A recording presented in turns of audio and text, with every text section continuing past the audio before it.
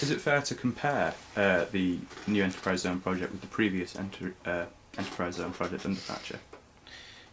There are significant differences, and this is much more about trying a fairly simple approach of giving tax breaks and making the rules and regulations of business simpler than before.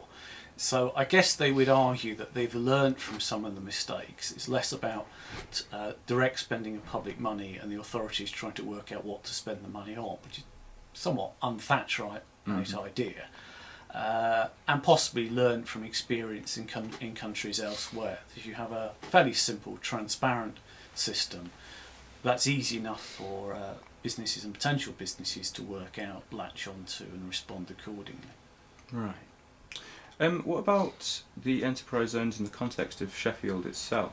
Do you think Sheffield is one of those areas that's particularly in need of this sort of process in order to stimulate growth?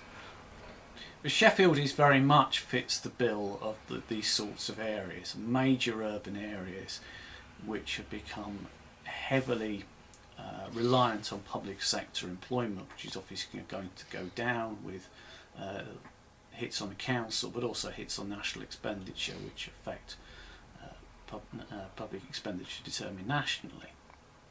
There is apparently a revised version of the proposal to revamp the retail quarter announced in the budget. I'm not sure if the full details of that have come through. So Sheffield does fit the bill, and it's no surprise it's one of the areas that was chosen.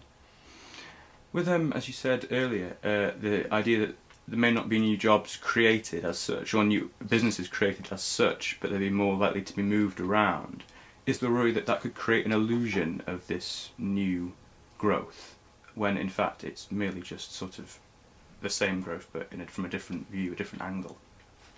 Yes, there's always the worry that you are spending money or foregoing tax receipts for what would have happened anyway, or moving activity from one area to another. And one of the criticisms of the regional development agencies that have largely been done away with now was they were effectively engaged in competition to move businesses from one location to another, and it's ultimately become somewhat self-defeating.